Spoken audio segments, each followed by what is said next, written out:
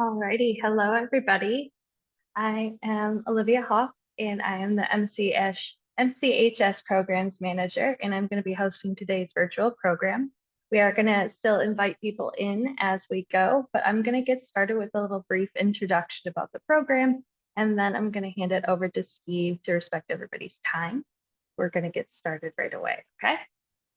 So let me get over here.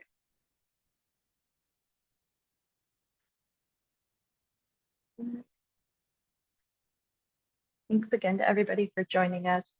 And I am going to give some instructions about how to use Zoom, just to make sure everybody's comfortable, and we'll get started, okay?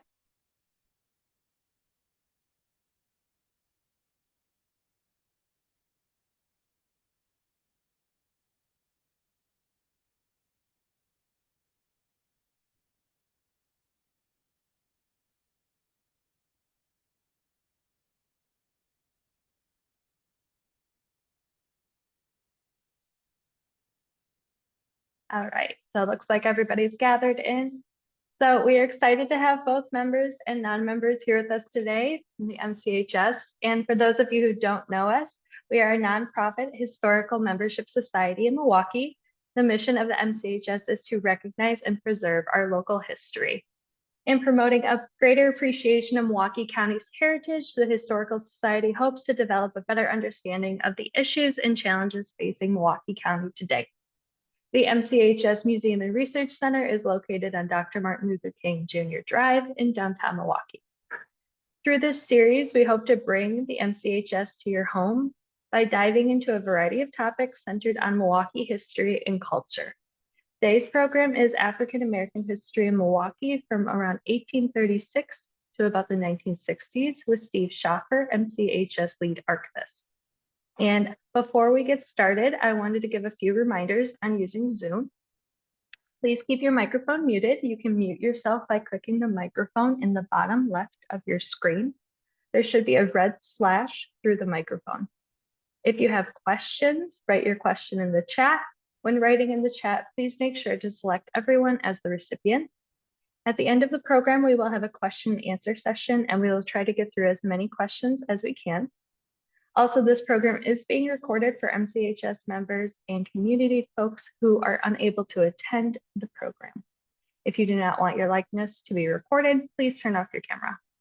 For best viewing, please click the view button in the upper right-hand corner of your screen and select speaker view. Lastly, if you are having tech issues, let me know in the chat and I can help you out. And with that, I would like to introduce today's speaker. Steve Schaffer has been a professional archivist for 12 years. He has received his master's degree in library and information science from the University of Wisconsin-Milwaukee in 2008.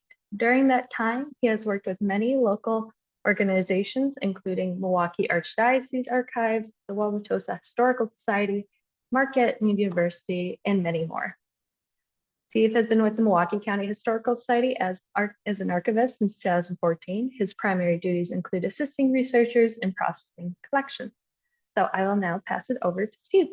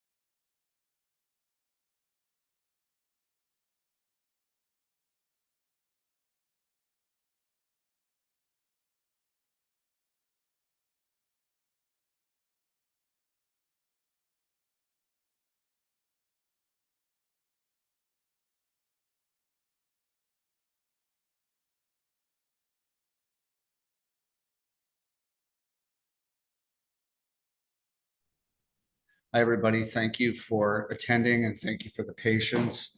I'm the worst person at Zoom, so I'm actually getting some help from Olivia right now. And If you could just bear with me for a bit, thank you. Okay, as Olivia said, my name is Steve Schaffer, and the presentation we are giving today is Here from the Beginning, African Americans in Milwaukee, and this is a general survey. The presence of African Americans in the city of Milwaukee is long and notable. Since the 19th century, Blacks have played a crucial role in shaping the city, influencing political, social, and economic policies, and challenging the city to maintain and excel its commitment to democracy. There is no way to encapsulate the Black experience in Milwaukee in a 45-minute PowerPoint. Today, I would like to just talk and, as I said, do a survey about the first 125 years.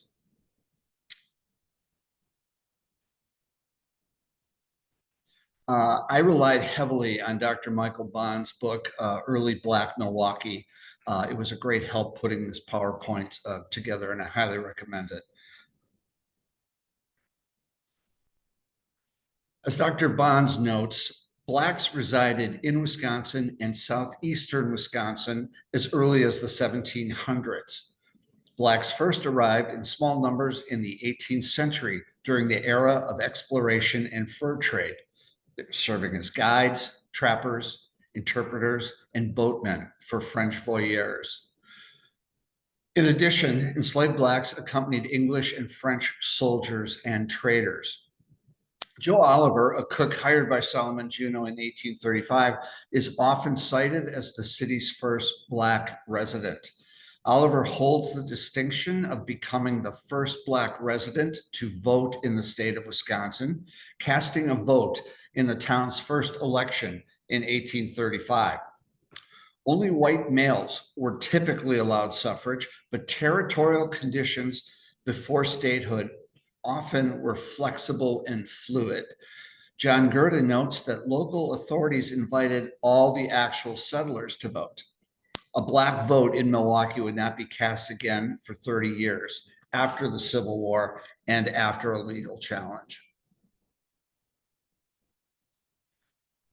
By 1850, a small community of about 100 people lived in Milwaukee. Most were free Blacks or former slaves who purchased their freedom, but some were escaped enslaved people, living in the ever-present fear of being recaptured under the Fugitive Slave Act and brought back south. These early residents often worked as artisans, barbers, cooks, waiters, store owners, clerks, and skilled tradespeople. The small community became a site for those looking to rebuild after seeking freedom. Many owned property and joined a middle-class status. Here is one example of an early Black entrepreneur, Jonathan Myers Freeman, originally from Pennsylvania. According to the 1860 census, he was worth $5,050. Fleeing slavery in Missouri in 1852, Joshua Glover made his way north to Racine, Wisconsin, living as a fugitive slave for 2 years in the community. Glover found work at the Sinclair and Rice sawmill and lived in a cabin on the outskirts of Racine. His former master, Benami Stone Garland, tracked him down and, along with local law enforcement, recaptured him. Fearing that local abolitionists in Racine would attempt to jailbreak Glover, Garland took Glover to be held in Milwaukee. Sherman Booth, the editor of the Free Democrat, which was an abolitionist newspaper, organized the delegation of 100 people to ensure that Joshua Glover received a fair trial. On March 11th, 1854, the crowd swelled to nearly 5,000 people. And after alleged incitement by Sherman Booth, a group of men used axes and a makeshift battering ram to break into the jail and free Glover. Glover was first taken to a safe house in Waukesha, and from there on to Canada, where he lived as a free man. For those interested in learning more about Joshua Glover, Finding Freedom by Ruby West Jackson and Walter T. McDonald, and The Rescue of Joshua Glover by H. Robert Baker are good sources.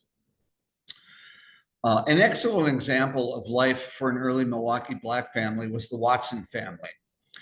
Born into slavery in Virginia, Sully Watson purchased his freedom in 1827 and moved north with his free-born wife, Susanna.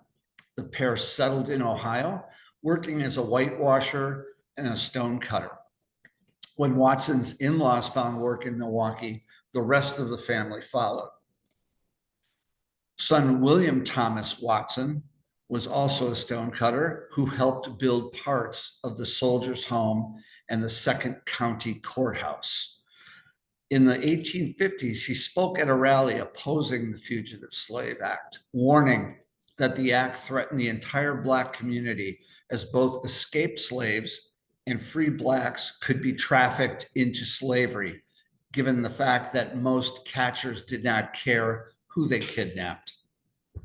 Watson's comments at the meeting of colored citizens were summarized by the Milwaukee Sentinel. I quote, "Our liability to be arrested at almost any moment and taken we know not where, before we know not whom, and adjudged before any slavish commissioner or judge whose fiat would be omnipotent in deciding us to be chattel property belonging to any claimant who would commit perjury in swearing to men, women, or persons they never saw.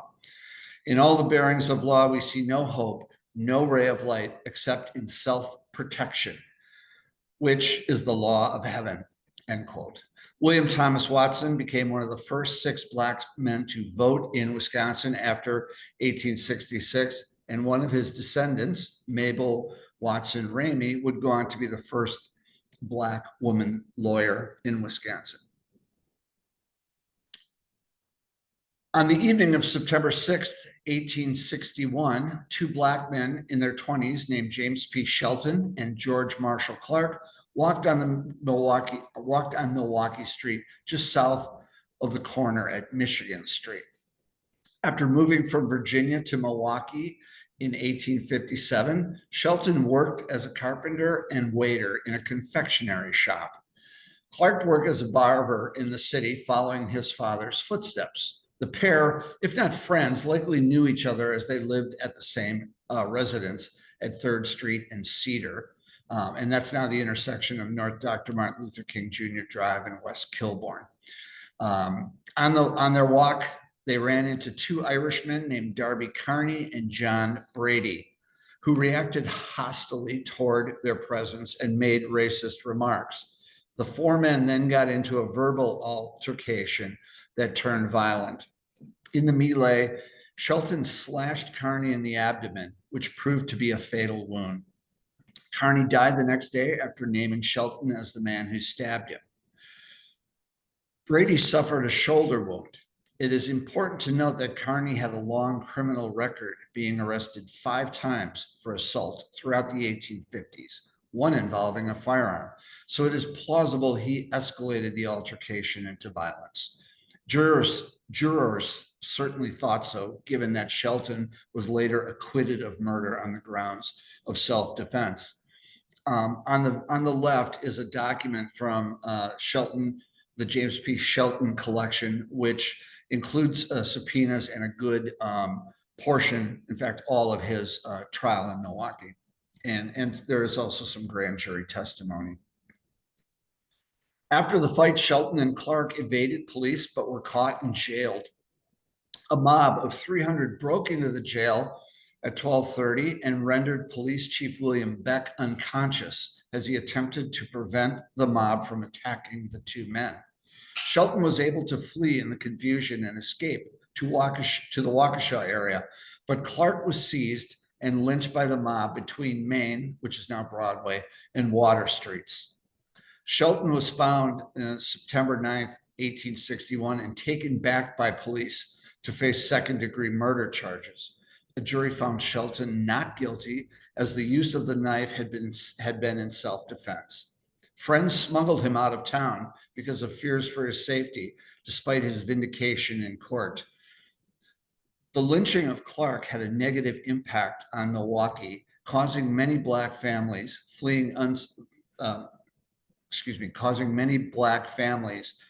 feeling unsafe to move out of the area. While George Marshall Clark's death cast a shadow over the history of Milwaukee, today residents have ensured that he will be remembered and will remain part of the public memory of the city.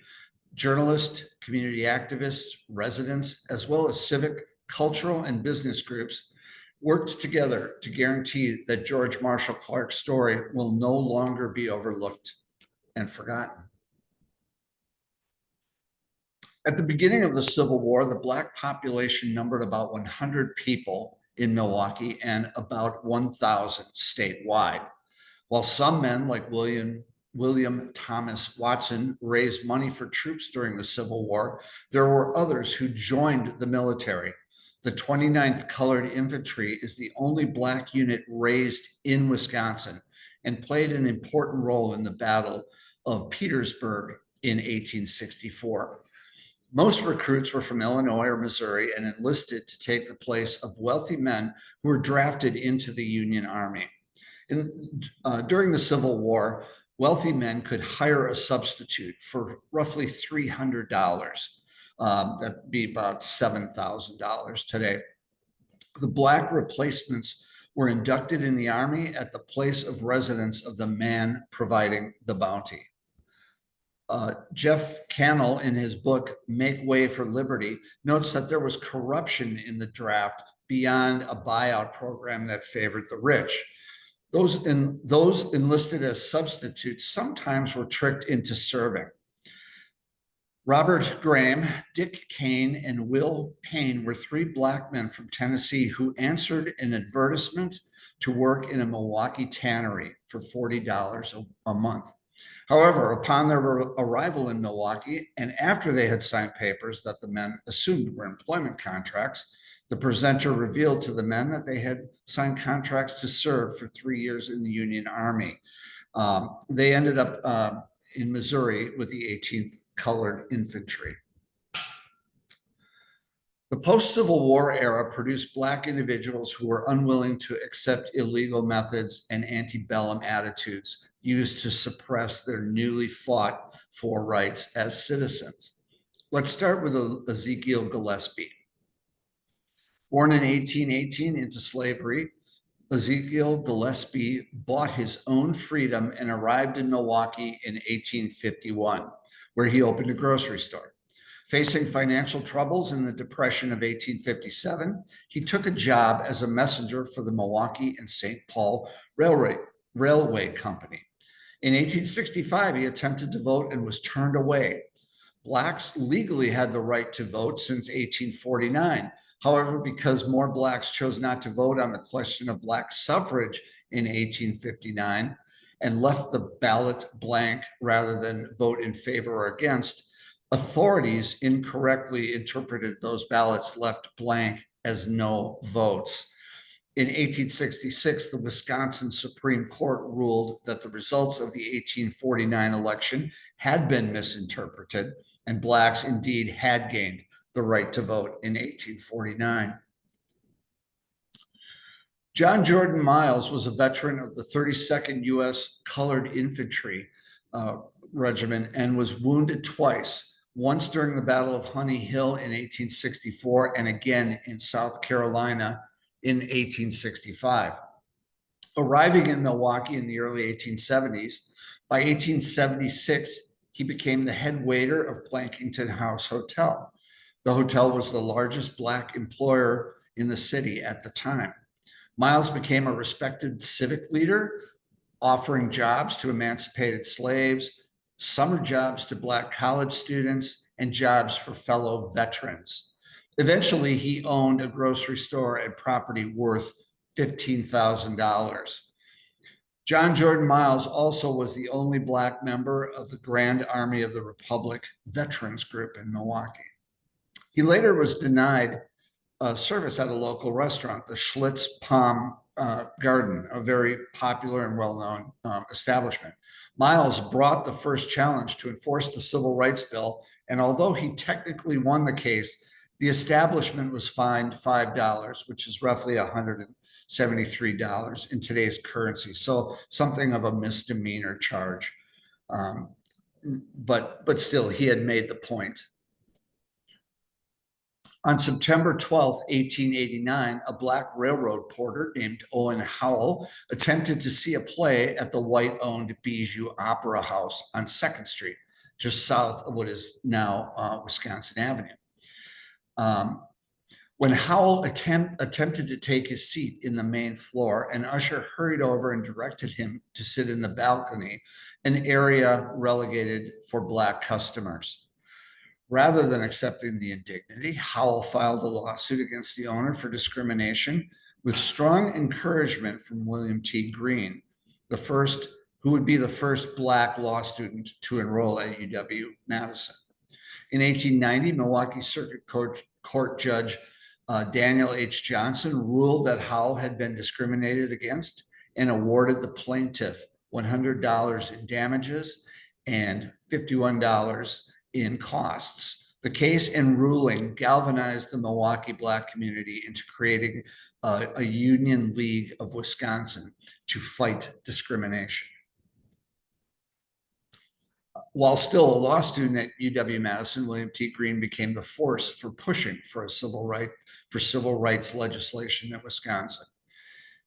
He was the first black graduate of UW-Madison in 1892. While still a law student, he co-authored the 1895 Civil Rights Bill, outlawing discrimination in public places. It failed to pass each legislative session until Republicans regained the Assembly and legislature in 1895. After the Howell case, he chided the national and local Afro-American League for being too slow to combat discrimination. Publishing a letter in the Detroit Plain Dealer, Green asked for support, but also criticized national leaders for their indifference. He laid out the conditions for blacks in the state and asked them to push harder.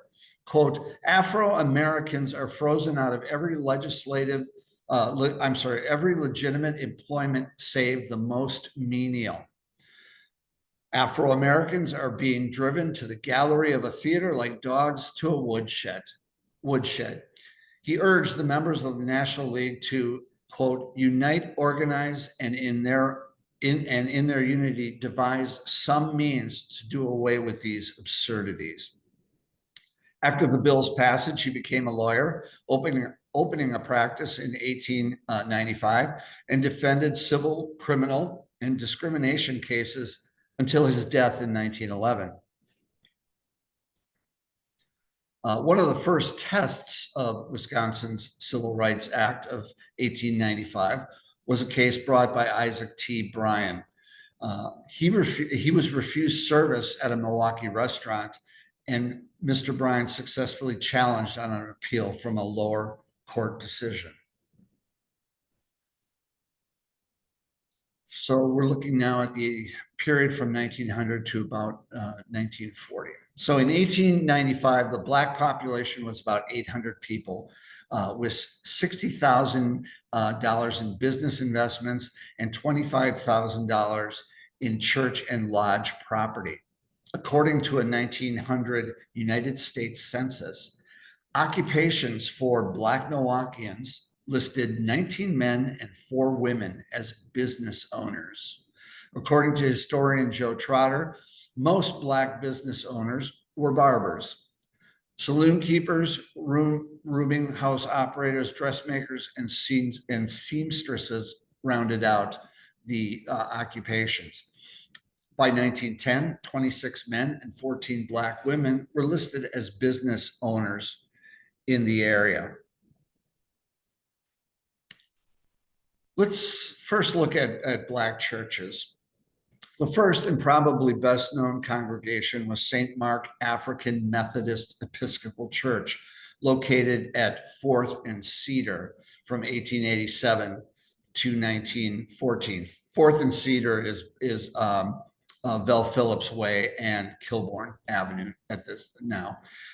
They moved to 525 North 4th Street from 1914 to 1953. And the congregation is currently alive and well and located at 1641 West Atkinson. Other congregations included the Calvary Baptist Church, the Greater Galilee and Mount Zion Baptist Church. And by the late 20s, there were more than a dozen African-American preachers, including Earl Little, whose son Malcolm would later change his name to X and change the course of the civil rights movement. St. Benedict de Moor, founded by Captain Lincoln C. Valle in 1908, and was administered by the Roman Catholic Capuchin order from 1911 on, was another church for Black Milwaukeeans. Some of the famous alum include jazz era great Lionel Hampton, Mayor Harold Washington of Chicago, comedian Red Fox, and Olympic track star Ralph Metcalfe. St. Ben's offered a unique boarding school experience for male and female African Americans. However, the boarding school closed in 1954. The high school was forced to close in 1967, another Black institution that was impacted by the expressway construction. The Black Press. The Wisconsin Weekly Advocate emerged as Milwaukee's first Black newspaper in 1898, headed by former slave Richard B. Montgomery and linked to the Colored Helping Hand Intelligence Office. Its readership consisted largely of Southern Blacks interested in coming north to Wisconsin. The paper is most noted for hiring Lillian Maxey, Wisconsin's first Black woman journalist. Atlanta University graduate J. Anthony Josie started the Wisconsin Weekly Blade in 1916. In 1925, the paper merged with the Wisconsin Enterprise and rebranded as the Wisconsin Enterprise Blade, was published into the 1940s. The picture on the left is J. Anthony Josie and his wife, Justina. And Josie later went into real estate, was very successful in that, and was one of many recipients of the Mayor of Brownsville distinction.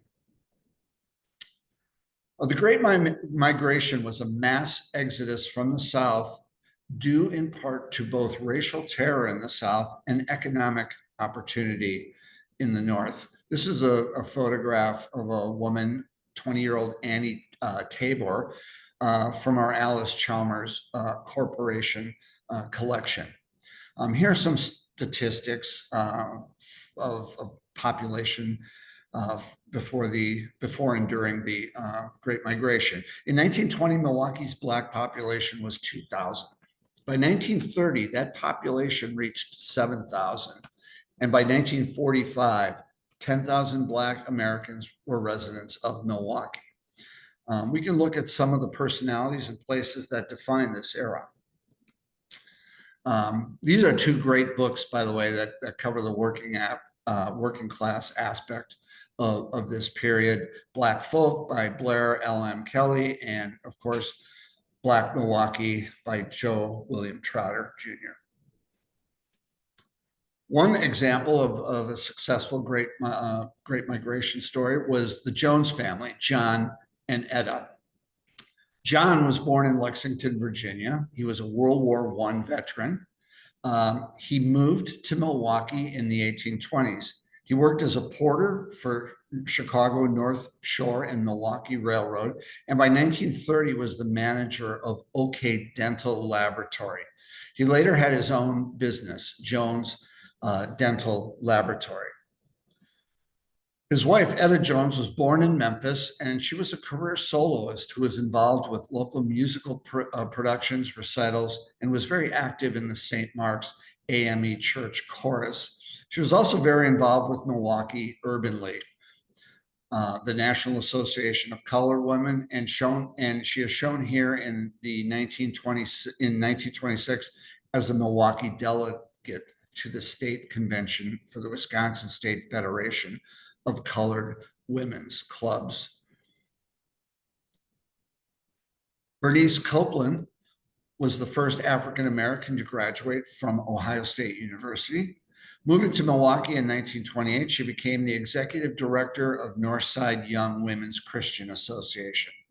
Despite having a huge offering of popular programs and support for Black women, the WCA Board of Directors refused to invest in a permanent YWCA location on the north side. Plagued by pay inequality, the organization's policy of segregation at its downtown dormitory, and a realization that Black workers were blocked from advancement by institutional racism, she and the entire staff resigned in protest over the lack of funding and poor working conditions. Lindsay noted in a report to the board of directors that the YWCA's commitment to inclusion did not extend to their Black employees. In her efforts to bring about better race relationship, Lindsay helped organize the Mary Terrell Club in 1933 and was an original member of the Milwaukee Commission on Human Rights that was formed in 1944. She also served as a member of the Governor's Council on Human Rights. For more worksite into workplace inequality in Milwaukee, a recent book by Crystal Moten is a must read. Chapter 1 talks about the YWCA, and it's drawn from Copeland Lindsay's reports about the conditions of the Walnut Center. I'll quickly read this. Black working women engaged in various forms of activism. They complained and filed grievances with their employers, organized, advocated for alternative and vocational education, started their own businesses, critiqued and appealed to the state of Wisconsin, developed and supported economic and social welfare programs, protested and wrote and published their ideas and analysis to respond to employment injustice. The brothers Wilbur and Artie Halyard organized the Columbia Savings and Loan in 1924 and opened for business in 1925. By 1933, many Milwaukeeans, not just African Americans, were loan customers. It was especially important for there to be an advocate for African Americans in this industry because the market for housing was a very unfair one, which I'll touch on in a second. This is a picture of their second location at 2000 West Fond du Lac Avenue. And here's the reason that the establishment of the Columbia Savings and Loan was important. The post-World War I era heralded a boom economy in the United States, and Milwaukee was no exception. The housing market was one expression of this bull economy, but it is clear from documentation that Milwaukee's housing market was not to be a fair one. The Milwaukee Journal article on the left from September 1924 reports that Milwaukee will have a black belt. Quoting from the article, if the real estate board can find ways and means to make it practical. The article goes on further to say that the real estate board members say that the Negro population of the city is growing so rapidly that something needs to be done. The documentation on the right is an excerpt from the Real Estate Salesman Handbook from 1926. And this language is particularly impactful for the later redlining events that went on in Milwaukee. And I quote from the book, "A realtor should never be instrumental in introducing into a neighborhood a character of property or occupancy, members of any race or nationality, or any individuals whose presence will be clearly detrimental to the property values in that neighborhood." And that is pretty much verbatim what realtors were telling people in the 1950s during the era of Great Flight, this idea of African Americans and non-whites in general being a detriment to property values. The euphemistic language of the Real Estate Salesman Handbook provided for soft racial exclusion, couching discrimination in language that cited duty and professionalism. But that language also provided the cover for harder methods of exclusion, such as racial covenants in property transfer records. This is an area, I believe it's High View, in Milwaukee. It's the area around 52nd Street between Burleigh and Chambers. Now, I have the yellow marking, but I will read the language of the exclusion. And we have many of these in our abstract of title collection.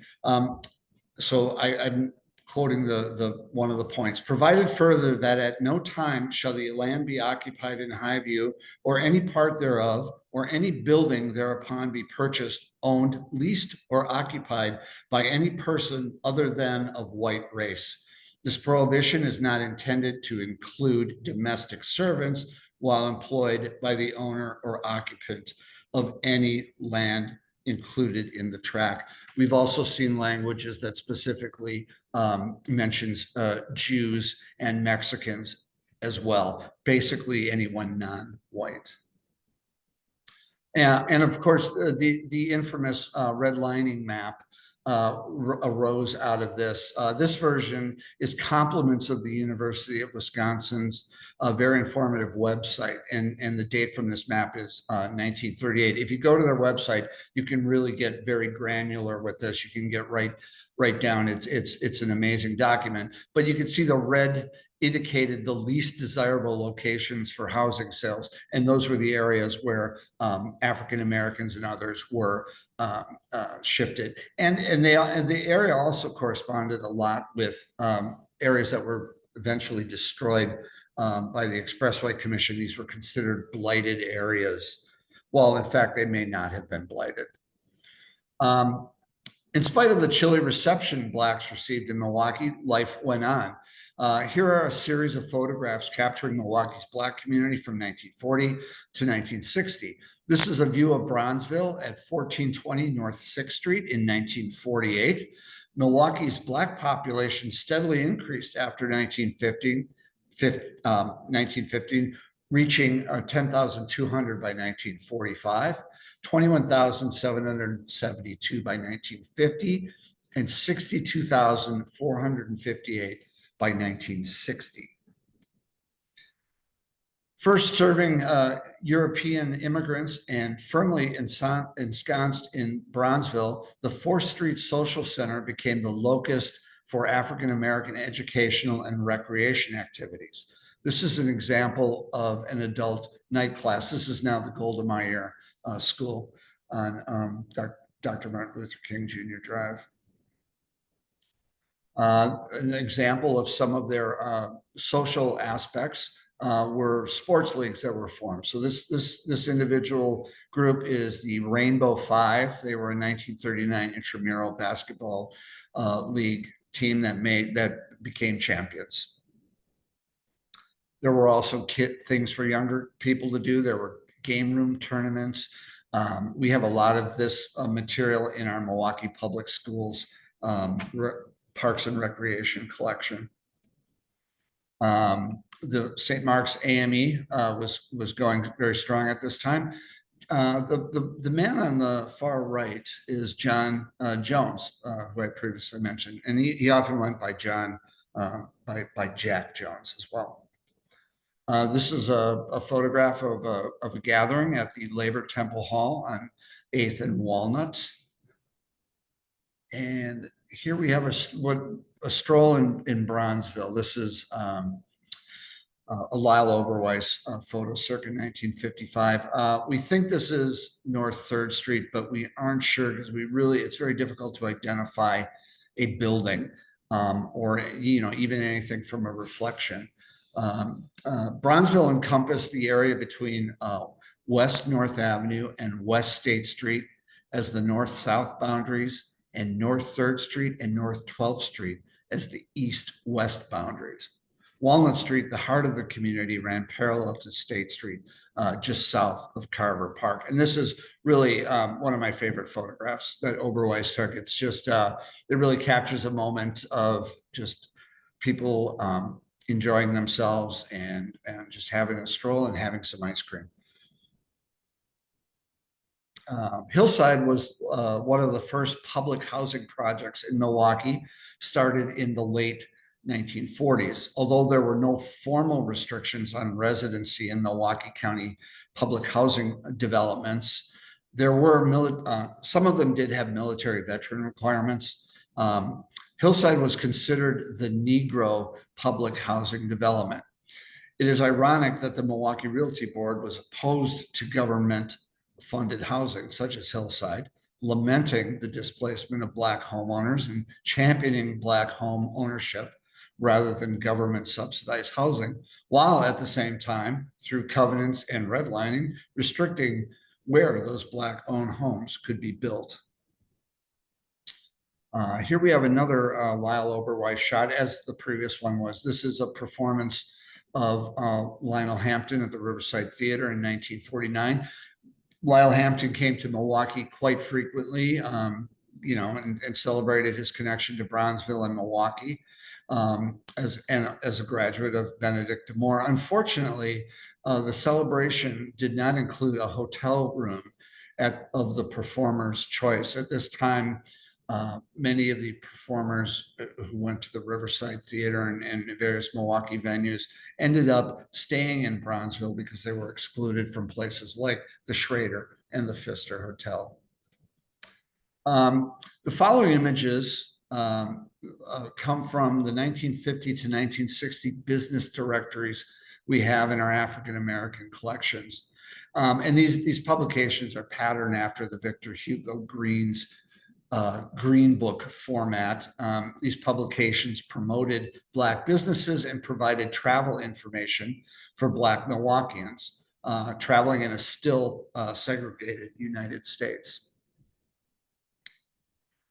Here's some examples of restaurants and groceries. Stewart's Food is actually kind of interesting. Claude and Lena Stewart, and Stewart's Foods market became Lena's Foods later, and we could see a popular restaurant, a rib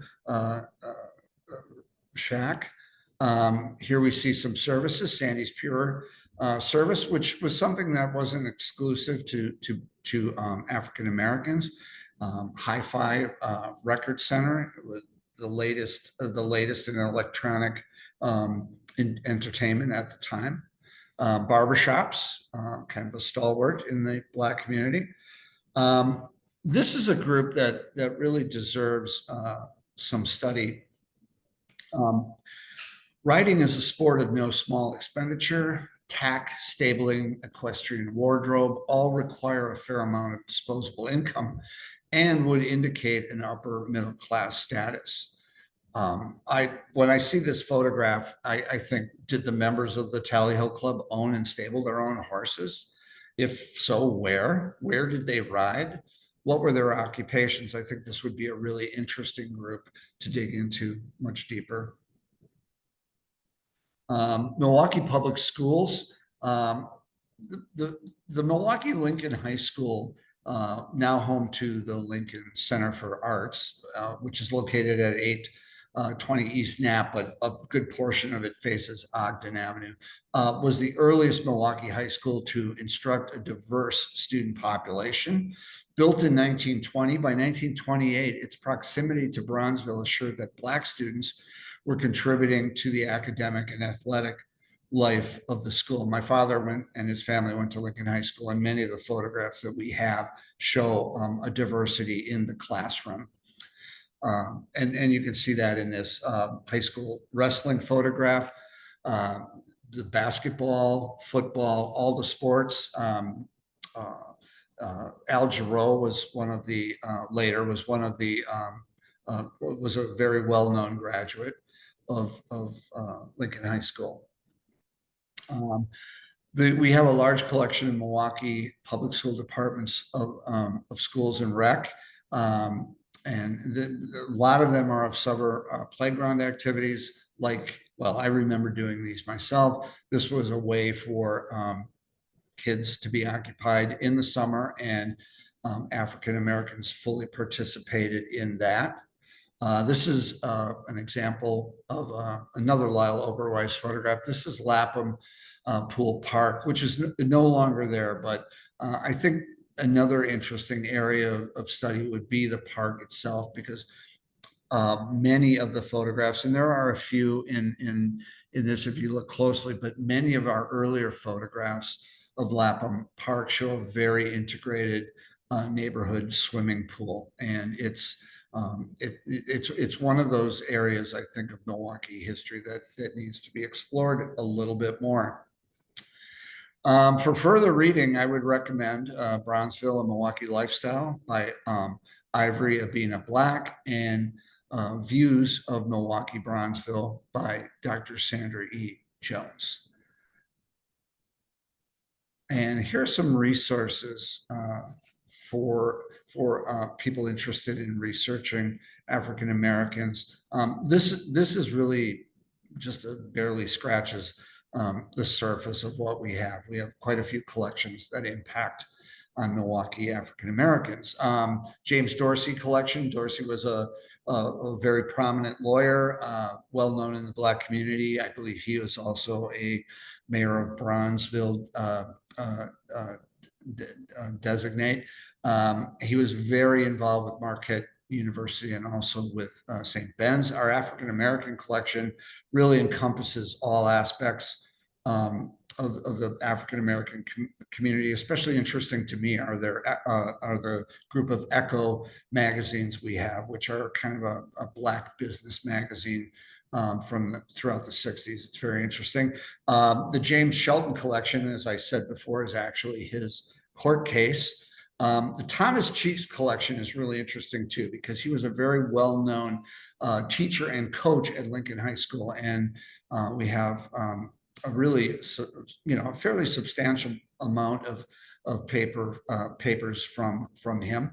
And this one is just, when I first started working here, I came upon it. It's basically a scrapbook, but it's the Town and Country Garden Club, which was an integrated garden club in Milwaukee in the late 60s and early 70s. And it's just really very interesting. A lot of photographs, a lot of individuals named, and all of that really creates sources for genealogists who are interested in doing their family history to find.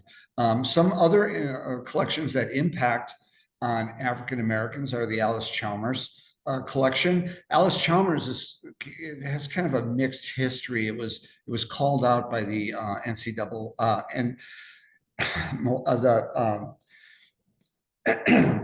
the NAACP, thanks, in 1942 for failure to hire African Americans during World War II.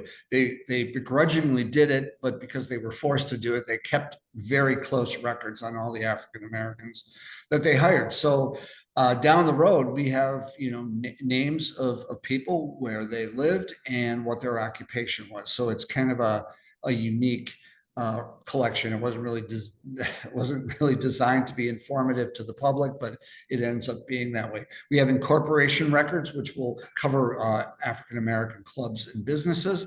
The institutions and departments collection is Milwaukee County, so that'll be asylum records, children's home, court cases, coroner's inquest. Many things very useful to genealogists. And then the Milwaukee County Circuit Court records. We have many records, and these would include divorces, but also litigation, and can be very useful to any genealogical researcher. I'd like to thank you, and time to take some questions, I guess. Thank you so much, Steve. So folks, feel free to add your questions into the chat. We have about 10 minutes that we allotted for our questions. So go ahead and type those in the chat.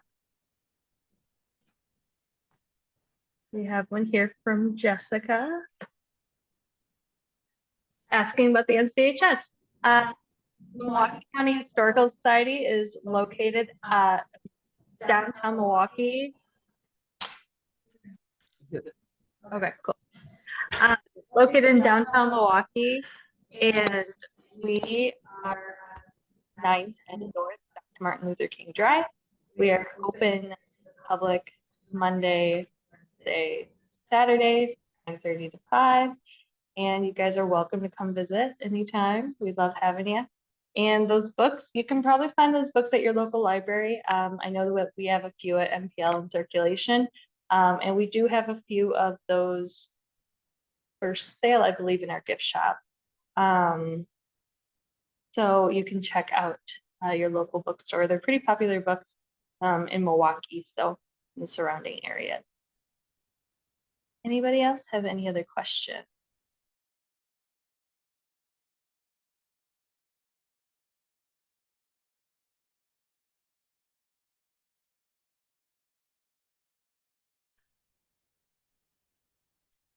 All right, got a couple questions. Take a look. Someone said their parents were a part of the Great Migration and would like further information. Definitely feel free to reach out to our archivist, Steve's contact. I can share that in the follow-up email with everybody. We would be happy to help in any way when it comes to family genealogy, getting yourself started, and looking further into those topics. So I'll be sure to share his contact in the post-program email. You're welcome. We're always happy to keep learning ourselves. Thank you for joining us.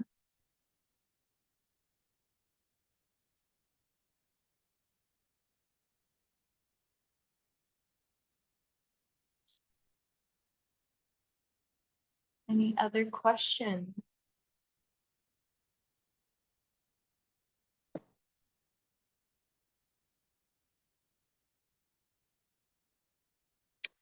Here's a good one from Lindsay. Did American Motors play a significant role in African American employment?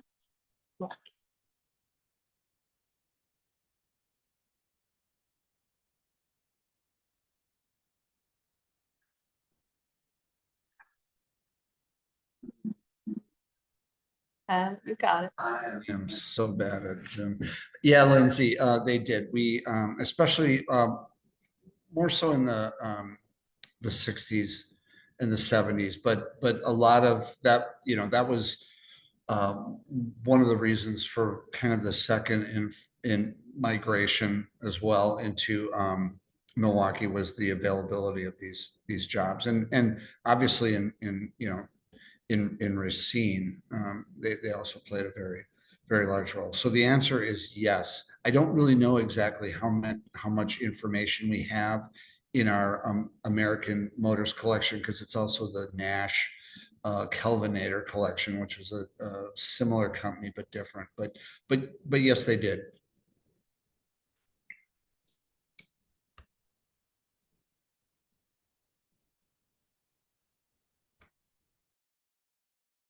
Any other questions? Like I said, I'll be sure to share Steve's email and then the library appointment link to make any appointments you guys are interested in to come visit the research library. We do offer in-person research assistance as well as private research assistance as well. So where Michael or Steve could do the research for you if you're a little off out of the local area, they're always happy to help out. And that information can be found on our website if you are interested. All right, last call for questions.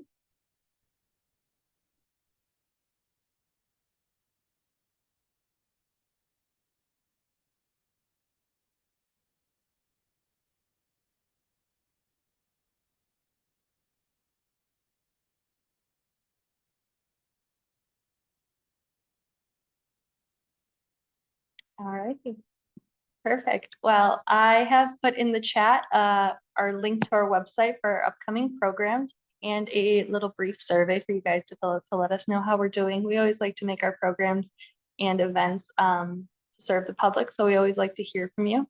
And I'd like to take a moment to thank you all for joining us today and celebrating Black History Month.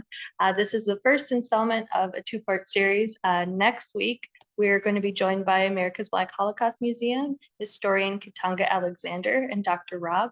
They are going to be going through what we'll call part two. So from the 1960s to present African American history in Milwaukee. So that'll be a really great secondary part to this Lunch and Learn series, so be sure to join us there. All of our programs are recorded for later viewing, and folks who register get that link a little earlier, whereas all the programs will be added to our YouTube page at the end of the program series. So I've also want to take the moment to say thank you to Steve. You're awesome, great research and great presentation. We really appreciate you. And folks, please stay tuned for our upcoming programs. Like I said, next week we have our part 2 African American history in Milwaukee, and that is also a virtual program with ABHM. We also have really great programs coming up next week. We have local trivia night coming up on Thursday at Triple Tap Room. Join us there for a really cool opportunity to gather, and also some Black history trivia. And we also have art workshop program coming up with artist Aaron Boyd, and tickets to purchase